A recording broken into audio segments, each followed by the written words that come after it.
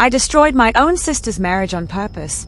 And when I tell you what she did, you'll understand why I don't regret a single second of it. Because some people spend their whole lives being called perfect. And some people spend their whole lives watching what that perfection actually costs everyone around them. Hey guys, welcome back. This is the longest story I've ever told on this channel, and it's real. It's about my own family, and it took me years to be ready to say it out loud. There are a few twists in this one that even I didn't see coming while it was happening. So stay till the end. Let's get into it. My sister's name was Priya, 4 years older than me, and from the moment I can remember anything, she was the sun, and everyone else in the house orbited around her. She got straight A's, or at least, that's what my parents believed, because they never actually checked themselves. They just trusted whatever she told them. Her photo was the only one on the wall by the front door, like a shrine. Me, I was the difficult one. Not because I did anything wrong. Because I noticed things. And in my house, noticing things was treated like a character flaw. I remember once, when I was maybe 7, pointing out that Priya had told my grandmother 2 completely different versions of how she'd hurt her knee, one to get sympathy at dinner, another to get out of a family function the next day. My mom pulled me aside afterward, not to ask if I was right, but to tell me it wasn't kind to keep track of things like that about my own sister. I remember feeling confused. I wasn't trying to be unkind. I just didn't understand why noticing a lie was somehow worse than telling one. That's the thing nobody tells you about growing up in a house like that. You don't just learn that one person gets away with things.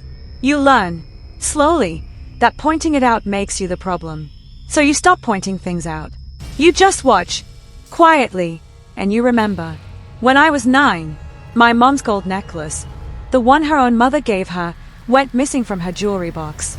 My mom searched everywhere, got upset, and accused our housekeeper, a woman named Kamla, who'd worked for us for 6 years, who used to sneak me extra biscuits after school, who never once in all that time gave anyone a reason to doubt her. 3 days later, I found the necklace in Priya's room, tucked inside a sock in her drawer. I brought it straight to my mom, thinking I was helping. My mom's first question wasn't, "Where was it?" It was, "Why were you going through your sister's things?" Priya cried immediately, said she'd found it on the floor and forgot to give it back. My parents believed her instantly. I got in trouble for snooping. And Kamla, the woman who'd already been accused, already been humiliated in front of the whole family, nobody apologized to her. Nobody even mentioned it. She quietly left our house a few months later, and I never thought about her again. Not until years later. But we'll get there. That was the pattern in my house. If Priya did something wrong, there was always an explanation. If someone else got hurt in the process, that was just collateral, not her problem. I was 15 when I understood exactly how far she'd take that. I had a best friend, Nina, practically family, over at our house constantly. One weekend, my parents were out of town, leaving 19-year-old Priya in charge. I invited Nina to study. Priya came into my room, unusually friendly, and started asking Nina all these questions. About a boy she liked, about her parents separating. Nina, flattered, told her everything. 2 weeks later, all of it was public at school. Twisted, exaggerated, humiliating. Nina was devastated and had no idea how it got out. I found out months later, digging through Priya's old laptop. A message thread where Priya had repeated everything, word for word, to a friend still at my school, and told her to casually mention it around. I confronted her, asked why she'd do that to a 15-year-old who trusted her. She looked at me, completely calm, and said, "She's not even my friend. Why do you care so much?" I told my parents, showed them the messages. My mom's response was, "Well, Nina shouldn't have told her all that if she didn't want people to know." That was the entire consequence. Nothing. I stopped bringing anyone to my house after that. By college, I'd built walls so thick around my family that I barely told them anything real anymore. I called on holidays. I visited when required. Emotionally, I was already gone. Priya married a man named Rohit when she was 25. Charming, worked in finance, adored her completely. My parents were thrilled. The wedding was massive. I stood there watching everyone toast to her perfect life. feeling like the only person in the room who remembered what she was actually capable of. I stayed distant for years after that, built my own life, one where truth actually mattered. It felt like healing. Then, 3 years ago, everything changed. My mom called, sobbing.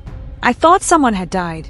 Instead, she told me Priya and Rohit's marriage was falling apart, that Rohit was accusing her of terrible things, and that Priya needed the family support. I asked what things. Rohit was accusing Priya of manipulating his elderly mother into changing her will before she passed, cutting his siblings out almost entirely. His family was threatening legal action. I asked my mom one question. Do you actually know what happened? Or are you just repeating what Priya told you? The silence answered for her. For the first time in years, I decided to look into it myself. I reached out to one of Rohit's sisters, someone kind and grounded, and told her honestly I wasn't calling to defend Priya, I just wanted the truth.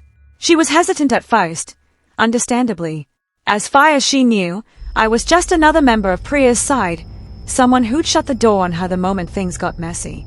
It took almost half an hour on the phone, mostly me just listening, before she started to trust that I wasn't calling to argue or defend anyone. What she told me was worse than I expected. She said the strangest part, the part that had bothered her the most in the months leading up to the funeral, wasn't even the will. It was how isolated Priya had made their mother in those final months. Visits from other family members had slowly, quietly, become harder to arrange. Phone calls went unanswered because Priya said her mother was resting. A woman who used to host the entire family for Sunday lunch every week had, within a matter of months, become almost impossible to reach without going through Priya first. At the time, everyone assumed it was just Priya being protective, being a devoted daughter-in-law managing a difficult diagnosis. Nobody questioned it, because questioning it felt cruel, felt like accusing someone of caring too much. It was only after the will was read that anyone started connecting the isolation to the outcome.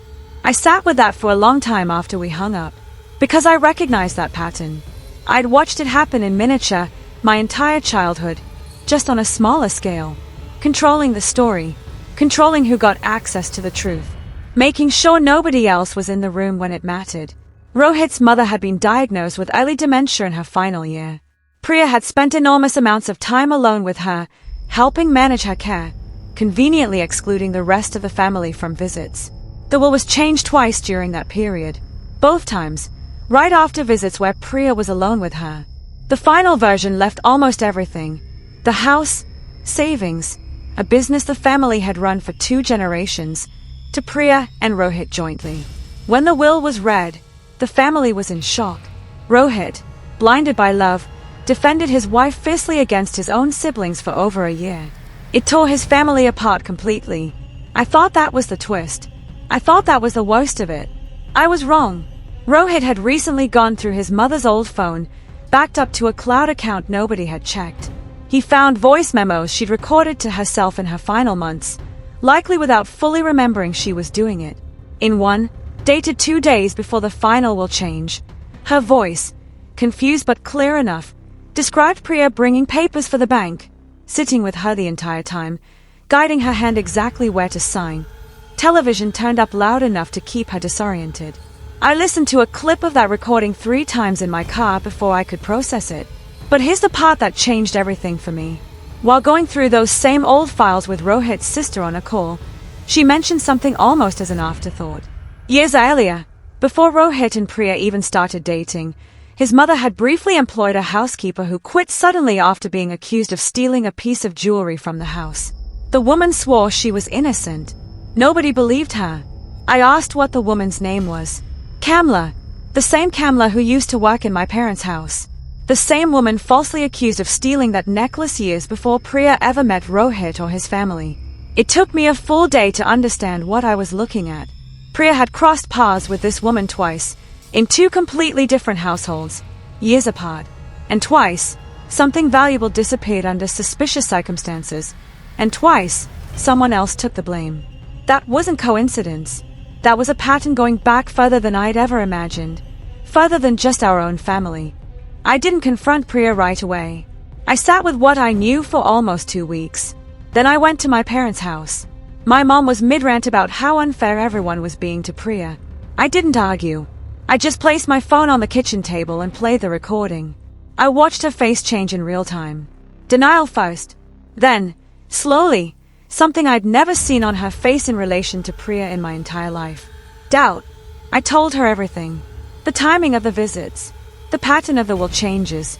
And then, carefully, I told her about Kamla, about the second household, about a pattern that stretched back over a decade. My mom went pale. She sat down at the table like her legs had given out. Because here's the thing I hadn't fully realized until I said it out loud in that kitchen. If Priya had done this before, with our own housekeeper, in our own house, when she was barely a teenager, then that necklace I found in her drawer at 9 years old wasn't some isolated incident of a kid making a bad choice. It was the first time. The first person she'd ever gotten away with hurting. And we'd taught her, at 9 years old, that it worked. I sent everything to Rohit. The recording. What I'd learned about Kamla. He was already deep into a legal case with his siblings, but this gave them something they hadn't had before, a documented pattern. Not just one incident that could be explained away as confusion or misunderstanding. Rohit filed for divorce 3 months later. But Priya wasn't done. Not even close. She found out I was the one who'd been digging, who'd connected the pieces, who'd handed Rohit's family exactly what they needed. And she came to my apartment one night, calmer than I expected, and told me something I hadn't seen coming. She knew about a mistake I'd made years earlier, something private, something I'd never told our parents, something a younger, more reckless version of me had done and quietly cleaned up on my own. She'd known for years, kept it filed away, unused, waiting. She told me if I didn't back off, stopped helping Rohit's family, stopped talking to our parents about any of this, she'd make sure that mistake reached them too, wrapped in whatever exaggerated, twisted version she wanted to tell. She said it so calmly. That was the part that got to me the most. Not the threat itself, but how relaxed she looked delivering it, like we were discussing dinner plans instead of her trying to blackmail me in my own living room. It reminded me, uncomfortably, of exactly how she looked all those years ago when she said she's not even my friend, why do you care so much? The same flat, untroubled tone. Like other people's pain, including mine, had never fully registered as real to her. For a moment, I actually considered it. Old habits, old fear of her, came rushing back. I could feel, physically feel, that old 9-year-old instinct to just go quiet, to let her win, because that had always been easier than the alternative. Then I realized something. She wasn't threatening me because she was powerful. She was threatening me because, for the first time in her life, she had nothing left. No proof on her side. No sympathy from Rohit's family. A crack finally forming in our parents' blind trust. Threats were the only tool she had left, and that alone told me everything about how much ground she'd actually lost. I told her to go ahead. Tell them. I'd rather my parents know the whole truth about both of us than keep living inside a story where only she got to control what people believed. She never told them, because in the end, even her own leverage depended on people trusting her word over mine, and that trust, the one thing she'd built her entire identity on, was already collapsing. The case is still ongoing, but legal experts in the family believe the recording, combined with the pattern involving Kamla, makes Rohit's position extremely strong. I found Kamla, too. It took almost 3 weeks, tracking her down through an old family contact who still had her married name written in a decade-old address book. When I finally called her, I introduced myself, and there was this long pause on the line, like she was trying to figure out why anyone from that house would ever call her again. I told her what I'd learned, that the necklace had never been her fault, that I'd known, deep down, since I was 9 years old, and had never once been brave enough to say it loud enough for it to matter. She was quiet for a moment, then she said something I don't think I'll ever forget. She said, I used to lie awake some nights, wondering if I imagined the whole thing, if maybe I really had done something wrong and just couldn't remember it. That's what happens when nobody believes you. You start doubting your own memory. She cried on the phone, said no one had ever believed her, in either house, in over a decade, and that in some strange way, hearing it confirmed out loud after all this time mattered more to her than any apology ever could. She's agreed to speak with Rohit's lawyers if it helps the case. Small justice. Over 10 years late, but justice all the same. There was one family gathering, a cousin's engagement party, about 4 months after everything came out, where I watched this play out in real time. Priya arrived like nothing had happened, hugging relatives, laughing at the right moments, performing the same effortless charm she'd been performing her entire life. An aunt asked her, innocently, how things were going with Rohit, clearly not having heard the full story yet. Priya's face shifted instantly into something soft and wounded, and she said, quietly, that it was a difficult time, and that she'd rather not talk about it. The exact same performance I'd watched her give 100 times growing up, the one that always used to end every conversation before it could go anywhere uncomfortable. Except this time, my mother, standing right beside her, didn't rush in to shield her the way she always used to. She just said, evenly, maybe you should talk about it, honestly, for once. The whole table went quiet.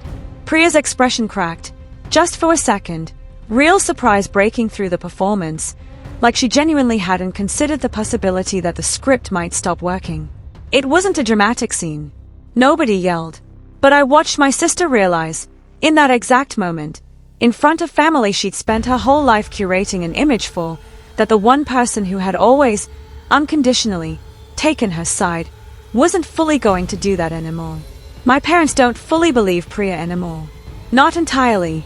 There's a distance now at family gatherings that never existed before, my mother watching her more carefully, asking more questions before accepting her version of events. It's not enough to undo 26 years of blind trust, but it's more scrutiny than my sister has faced in her entire life. I think about that necklace sometimes. 9 years old, standing in my mom's kitchen, holding proof, and getting blamed for finding it. 17 years later, in that same kitchen, holding different proof, someone finally believed me. I don't know if that makes this a happy ending. Nobody in the story walks away completely whole. Not Rohit, not his mother, not Kamla, who lost over a decade of her reputation to a lie that was never hers.